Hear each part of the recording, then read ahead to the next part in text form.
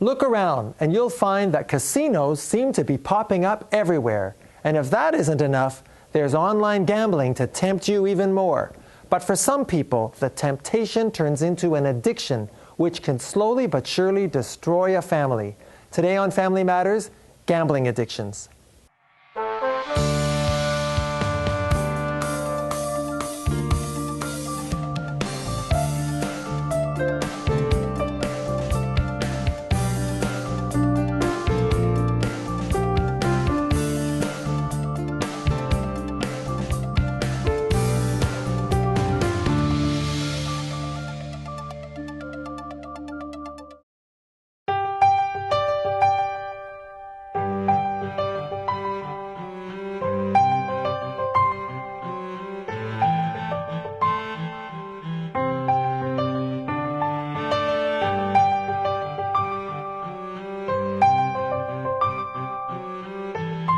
Separation and divorce are difficult. You have rights. We fight for them.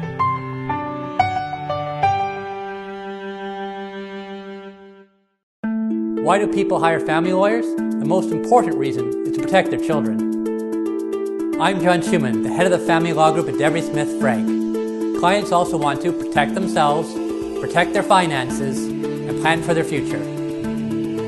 Contact me at 416-446-5847 or at www.deverylaw.ca. We will protect and guide you. At the Watson Gopel Family Law Group, our focus is to work with our clients to keep costs, conflict, and emotional stress low while trying to achieve favorable legal results. Our lawyers are skilled in traditional family law litigation, but we pride ourselves on promoting innovative, out-of-court options such as mediation, arbitration, collaborative law, and parenting coordination. Your family law issues are unique, and our approach reflects that. Watson Gopel, contact us today.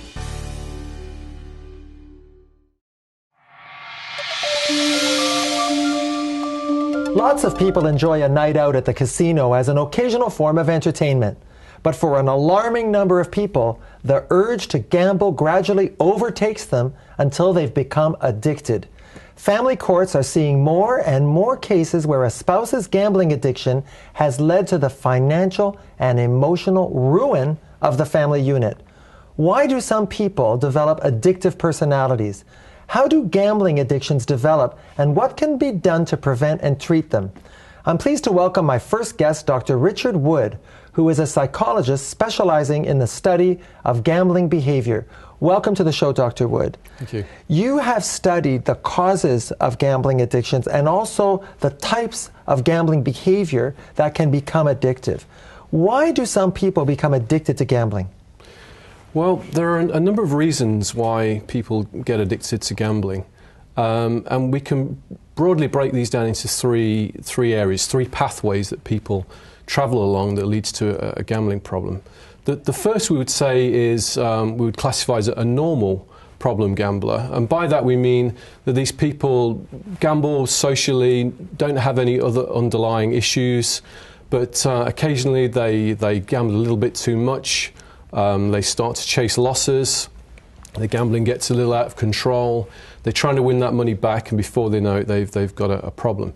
And these people are quite susceptible to treatment. They can be taught better ways of managing their gambling behavior. So that's a normal problem gambler who lost a little bit too much and keeps trying to win it back. Yeah, and they don't have any underlying issues. Then the second group of people with gambling problems we would call emotional problem gamblers. And these are probably the largest group of people with gambling problems. And for them, gambling really is a means of self-medication. And what they're doing is they're gambling to deal with more emotional issues. So maybe they're suffering from anxiety or depression, or perhaps it's the situation that they find themselves in at that point in time, maybe a marriage breakup. But doesn't gambling cause anxiety?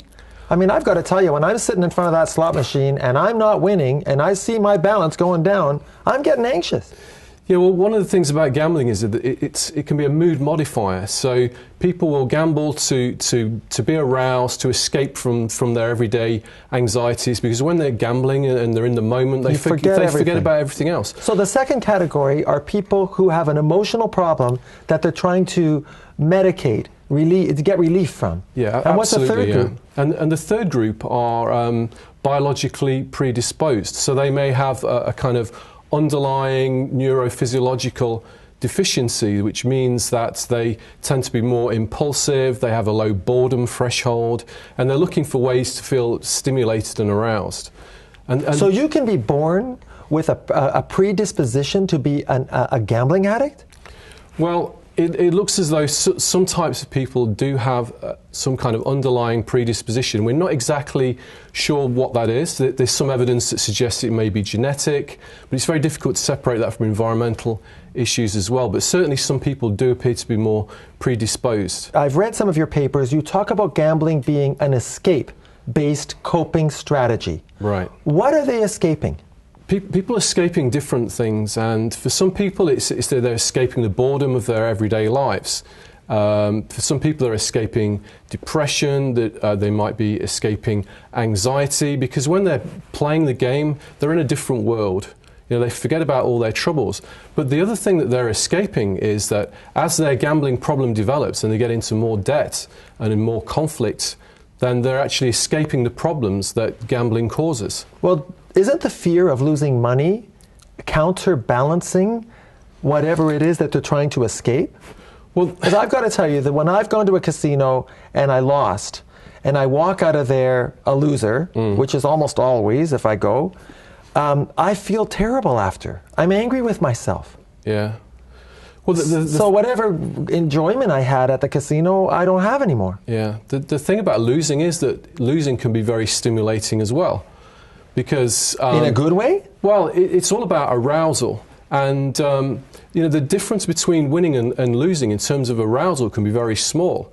So, for example, a person who nearly wins can get almost as excited as somebody who actually wins, and some games actually deliberately play on this particular effect. So, for example, with a scratch card, a scratch ticket, you may have 1,000. You might scratch the first number off and it's $1,000.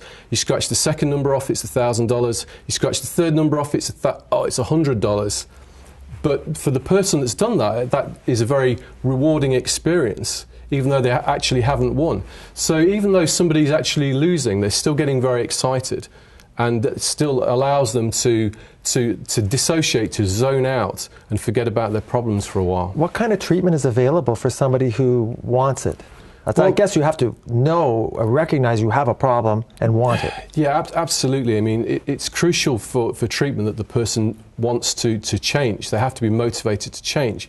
And there are lots of different options available. And I would say that there isn't one size fits all approach.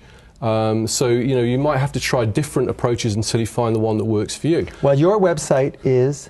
GamTalk.org. GamTalk.org. Yeah. And on that website, there's a huge amount of information that will assist people get support, and also group type support.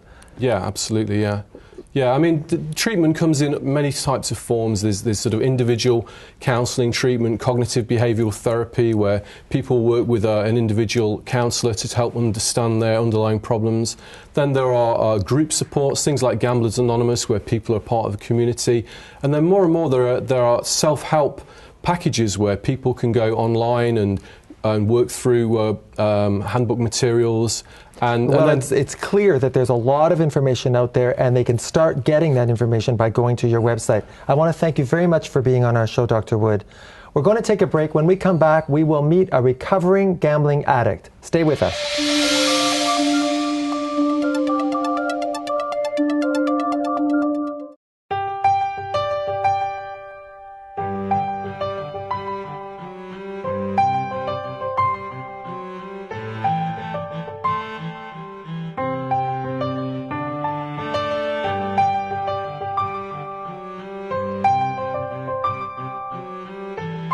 Separation and divorce are difficult. You have rights. We fight for them.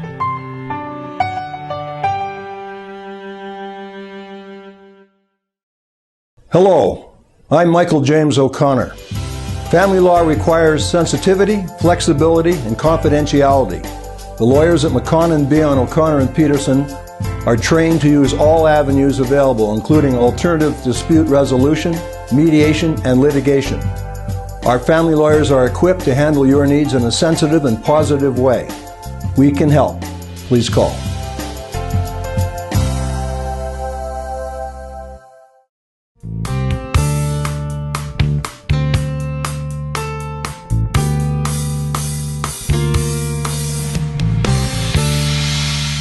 Welcome back to our discussion of problem gambling. I'm pleased to welcome our next guest, Chris Parlow. Chris, welcome to the show. Good to be here, Harvey. Chris, you are a self-proclaimed and admitted recovering gambling addict. Yes, I am. Can you tell us your story? What happened to you? Well, not unlike an awful lot of other people, I started out just wanting to have fun. Right. And I remember the brass rails leading up to the casino, and remember opening the doors and all the pomp and pageantry. And this happened back in 1989. In 89? In 89. And what games did you play? I played every game there, but primarily when I first started, I started at blackjack. And how did you become an addict? I became an addict because I couldn't get up when I sat down at a casino. It was just, I wanted to do everything I could to participate, and I couldn't stop. And, was it right from the beginning, or did this kind of slowly creep up on you? It was probably about a week later. In a week? Yes, within a week I was in trouble. It was only a couple years later I had to declare bankruptcy. Did you have a job? Yes, I did. I had a good job. What was your job? I had a job as president of United Steelworkers. So how did you have time with a job like that to be gambling? I made time. What I did was I planned, I strategized, I went into making my schedule accommodated, and I didn't have anything else in my life. What gambling did was I sacrificed everything as far as a personal life. I was engaged a couple times, and I had to break off the engagements because I didn't like who I was and my life, so why would I invite anybody else into a life like that? Did you manage to keep your addiction a secret? I kept my addiction a secret until 2009. It was September 18th, so I started gambling in earnest in 1989, and it was 2009 in the middle of nowhere. A police officer found me, and I was about to take my life, and he asked what I was doing there, and I said I came here to die. And it was the first time I told anybody about who I was. What drove you to the point that you wanted to commit suicide? Was it that you'd lost all your money? I had many days when I wanted to end my life. One of the things about being a pathological gambler is you lose everything.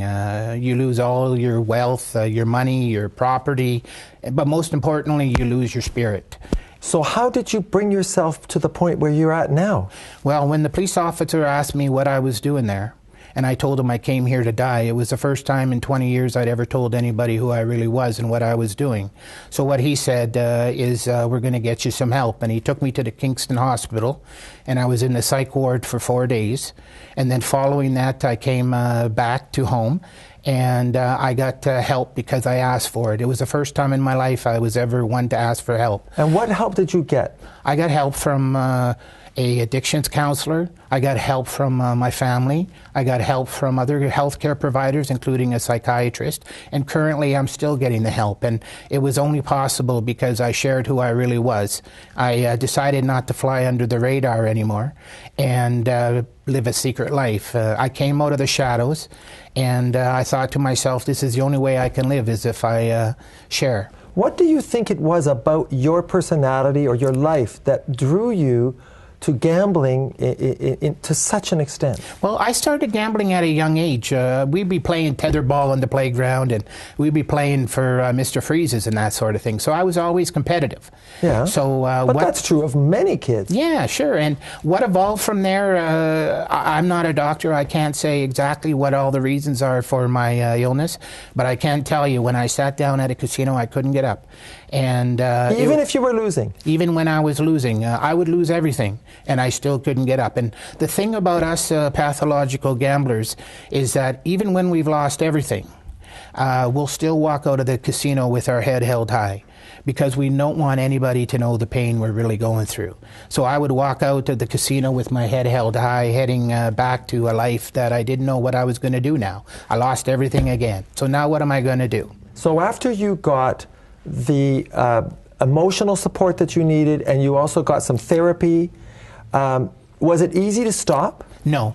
Every day I go ahead and am challenged by the gambling opportunities that are out there, whether Really? at your local grocery store or whether at a gas kiosk. You always see that there's opportunities to gamble. Right now I can't, for example, go into Tim Hortons because they have roll up the rim to win, and I can't take a chance on winning anything, because if I do, I know I'll die. Even if you buy one coffee, Even if I buy one coffee. and there's that contest that you roll up the rim That's of right. the top of the cup. That's And right. you can't get another cup unless you buy another coffee. I would And there's never a buy the limit. first one. It's like an alcoholic. One drink is one too many and 1,000 is not enough. One game of chance is one too many and 1,000 would never be enough. What do you have to say to people in our remaining moments? I really think this is a golden opportunity for people who are watching who may be on the brink of letting gambling take over their life. Tell them what you want to tell them. I would share with them that, share. Please open up to your family, to close ones, and let them know that you need help. This is an illness that's progressive in nature, and we can't do it alone. We need help, and I tried to do it alone, and one of the things I discovered was that it's not possible. You need help, and that's the only way that you can have hope. Chris, I want to thank you so much for coming on the show. It was very brave of you. I don't know whether you are used to appearing on television, but I think your message is a very poignant one. You're a very brave man. I wish you the very best. And I'll make you a coffee at my house so you don't have to go to Tim's. Well, it's nice to share, because at one time I would have never dreamed of having this opportunity. Well, thank you for doing that. We will be right back after this break. We will go in chambers with lawyer Victoria Starr. Stay with us.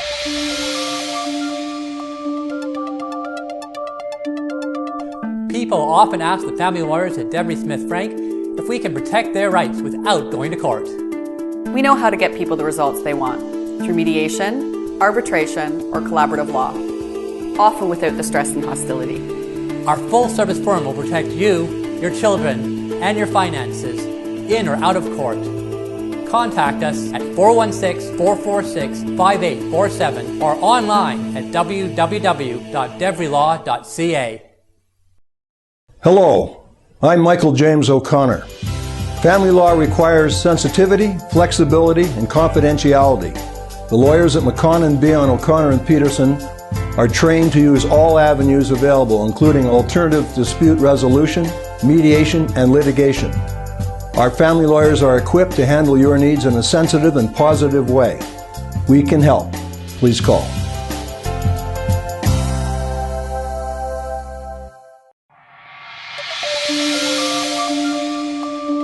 We're now in chambers with family law lawyer, arbitrator, and mediator Victoria Starr. Victoria, thank you for being on our show. Thank you for having me. We've been talking about gambling on the show, but what do the courts have to say about gambling addicts? Do they see it as an illness?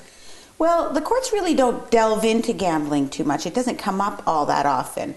But they generally see gambling as quasi-illness, one with fault undertones, choice undertones. A quasi-illness with fault and choice undertones. What does that mean? Well, it means sort of, it's your fault that you are a gambling addict, right, and it's your choice. It's the choices you made that got you there. And then on top of that, it's your choice. You have a choice about the level of control you exercise and whether you get help.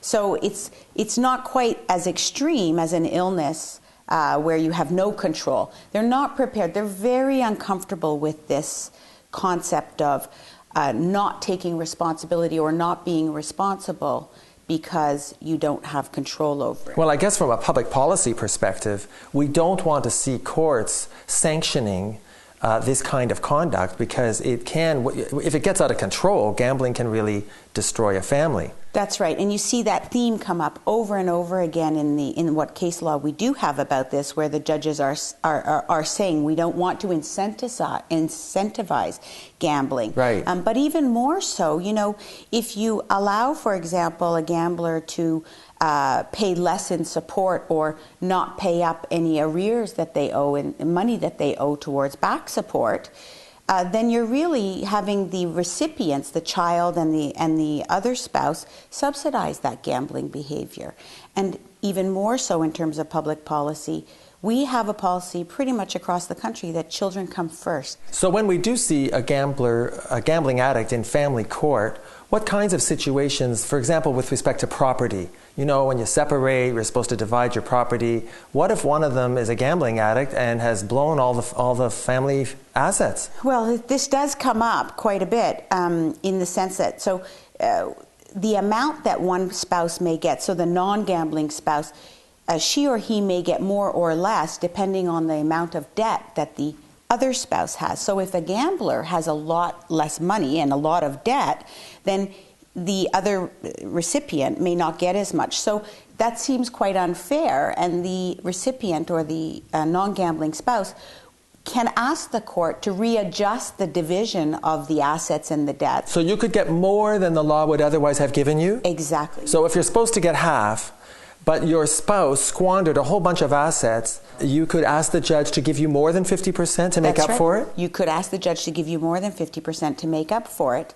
And the problem with that is that the test, you know, it's not just recreational gambling that the court would recognize. So if you want to convince a judge that you should get more than the typical 50%, right, then you're going to have to meet what's called, we call it in family law, a threshold of unconscionability, or a better way to describe it is outrageous. The gambling behavior has to be outrageous gambling, more than just, you know, using the surplus money that But that's usually has. what we see with an addict. You know, someone who's just constantly at the casino or online. And what about whether the non-gambling partner knew about it? Does that matter? That's really important. In fact, if you suspect that your partner is a gambler, you should know that if you're asking for an unequal division down the road, the court is going to scrutinize the level of knowledge that you had. Did you know, should you have known that your spouse was gambling and squandering the family assets and income?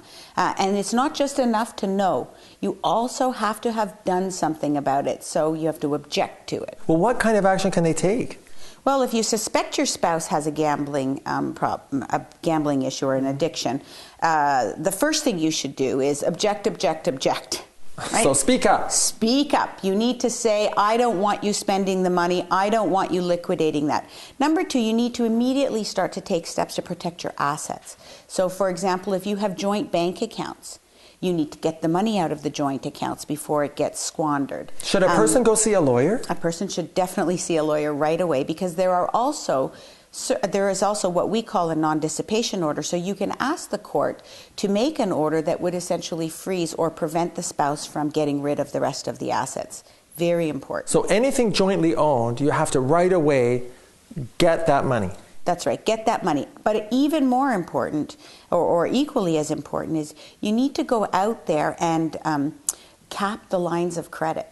So if you have lines of credit with a balance outstanding, with a balance available that's significant, right, you need to speak immediately with your financial advisor or your banker to see if you can get it capped, see if you can withdraw your consent to further withdrawals of money from that account, because there's nothing worse than, you have a $50,000 line of credit that you were going to use for renovations and your spouse suddenly withdraws it all because you're on the hook for that.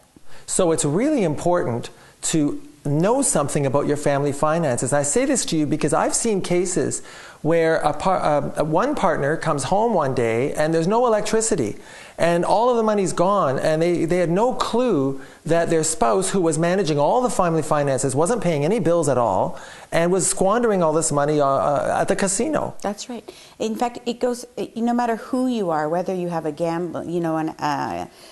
spouse who's a gambling addict or anything, you should always know what your family finances are. You should never just take your spouse's word for it. Get involved, watch for cash withdrawals, and keep things... And be vigilant. And be vigilant. Always be vigilant. I hope everybody got the message. Victoria, thank you so much for being on our show. Thank you. Thank you for having me. When it's hard to meet or even talk together, put the power of computer software and trained negotiators to work for you. Lawyers, mediators, and families can harness Smart Settle software to produce high-value agreements for separation, estate, and elder care. Smart Settle software can help parties reach an agreement worth 10 to 20% more value for everyone. Get connected, get smart, get settled. Learn more right now at smartsettlefamily.com. It can be difficult to talk with family about estate planning at the best of times. Many families don't talk enough about the issues they face, such as remarriage or the family business. Hi, I'm Jim Doyle. I help navigate the complexities of today's modern family when it comes to integrating your investment and legacy planning needs. Wouldn't it be nice to see your professional advisors speaking to you with a common voice? When protecting your legacy is important, ask how Jim Doyle and Investors Group can help.